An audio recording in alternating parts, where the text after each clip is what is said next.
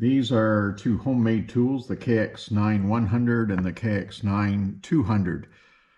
Just fictitious names I made up. What they are for is painting straight lines. Whether it's a thin line with a rigger or a straight line with a 1-inch wide brush in a glaze. Paint edge guide or trim edge guide. And then what I've done is I've added bolts. Initially I did try screws, but bolts work much more effectively. And then I usually trim off the ends so that the brush, when you're using a brush, you have something that is hitting the metal midway in the ferrule. Now you do have to take into account the length of the hairs on your brush. You do not want, when you're using this, to be resting the bristle on the metal. Often when you're doing this, you're not doing it straight up and down, you're at an angle, so you need to take that into account as well. The difference between the two is just the KX9 200 is twice as long, or 24 inches long. Now in this particular case, I'm working on a canvas much longer than 24 inches. I made this U box that has indoor-outdoor carpet on it that I slip over the canvas so as not to scratch it. This one is 72 inches long, and at the far end you can see I have a little tab at the end that has carpet on it, and that's adjustable over its length. So I can adjust it to different size canvases, and that just allows it to slide on the canvas without scratching it again. I'm going to be starting these sun rays on the darker part of the forest, so you don't want to use white. So I'm mixing up a purple using the white, blue, red with a little bit of yellow ochre in there to desaturate the purple. I've thinned this paint down with water quite a bit because we don't want this paint too thick. Starting at the edge of the darker part of the forest, I'm using this purple color that I mixed up, and I'm laying down a streak. Now with a second brush, which I've dampened in with water and squeezed out with my fingers, I'm going over that paint streak and thinning out the edges, blurring the edges and stretching it out farther into the shadow area. Don't use paper towel. Use your fingers to squeeze out. It's very important that you add the right amount of water here. Too much and it's just going to puddle, and too little it's going to dry on you. I just added some more paint, and now coming back in with the clean brush again to stretch it out and to feather the edges. You're going to do this several times, and you're not trying to do this in one pass. You're gradually building up how much you have. You want a nice soft blend to this whole ray. I clean the brush frequently and re-dampen it and squeezing it out with my fingers. You're going to do this very frequently.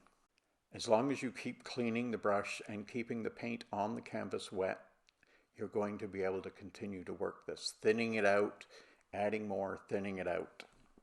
Better to take too much off and have to add more than leaving too much on, because once it is dry, you're not going to be able to get that off.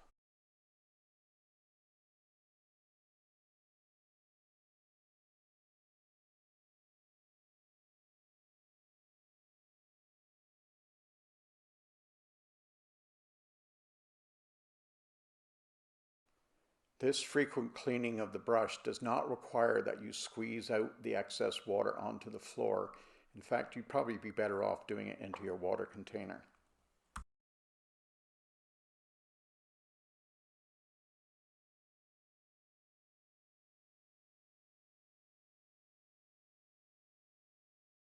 Repositioning the KX9 10,000 just to have a look at what I've done, and then setting it up for the next spot.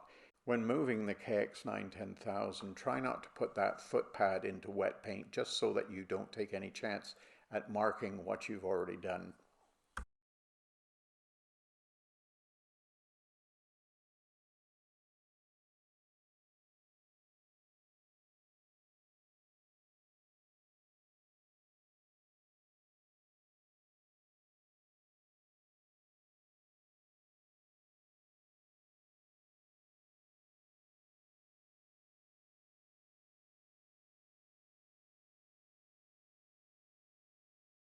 When repositioning the KX9 10000, don't slide it, lift it up and place it down at the next position. This helps to avoid blurring or marking what you've already worked on. As you're working on this, you may find that you've added too much water. You can tell that there's too much water by the way it pools in the texture of the canvas. You can deal with this one of two ways. You can continue to work it, going back and forth, gradually lifting the paint out of the texture, or you can get a clean dry brush and stroke back and forth, lifting the paint out of the texture. Switching colors now, we're going into a light orange color. This is the color for the upper part of the rays, which are in the lighter part of the forest or closer to the sun.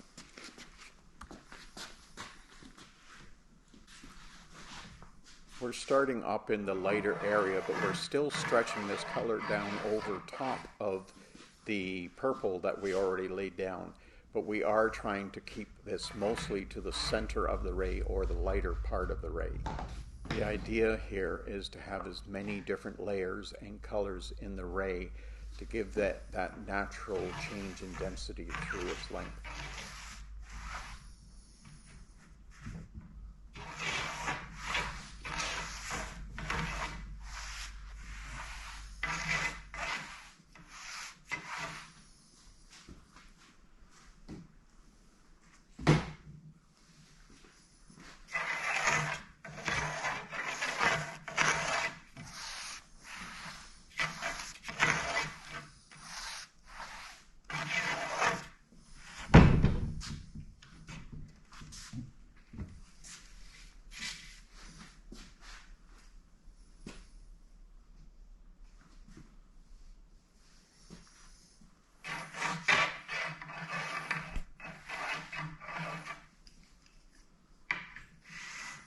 Here I'm resorting to doing it freehand. You certainly can do it this way, but one of the things you have to try to maintain is a nice straight line. And the body has a natural tendency to arc through the shoulder or through the elbow, depending on where you're painting from.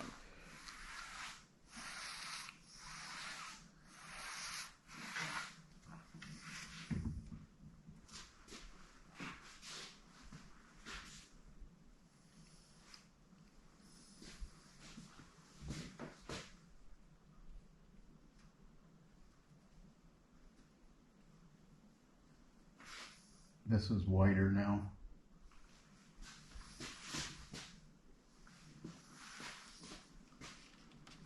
And this is not going to go all the way down.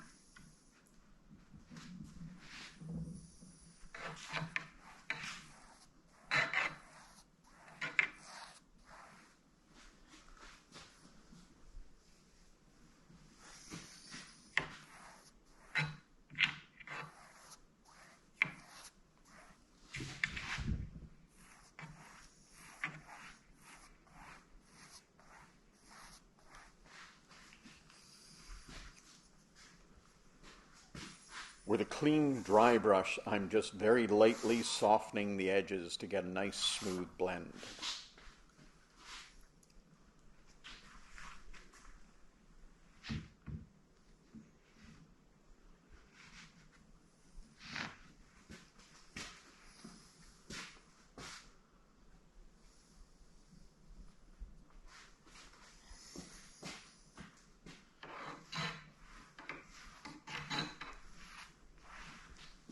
A little risky doing this when the first glaze is not dry, but I am fully expecting to do this again.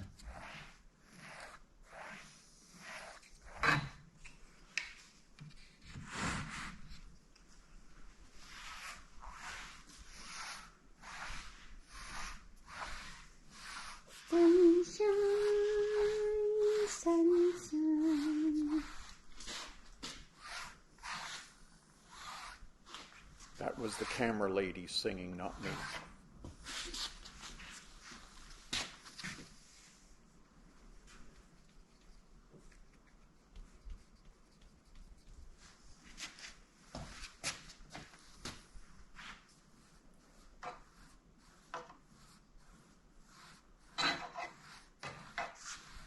I have two brushes in my hand, one a clean one and one with paint on it. So I'm quickly switching back and forth depending on what the application needs.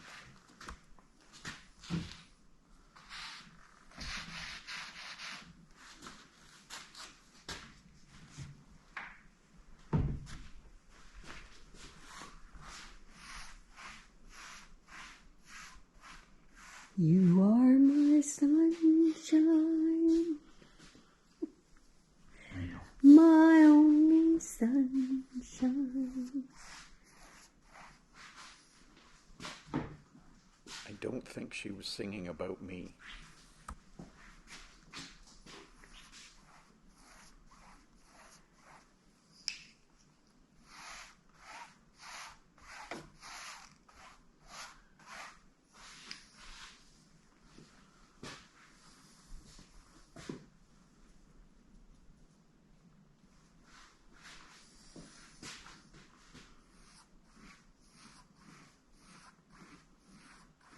The shorter upper strokes are much easier to do freehand than with the guide.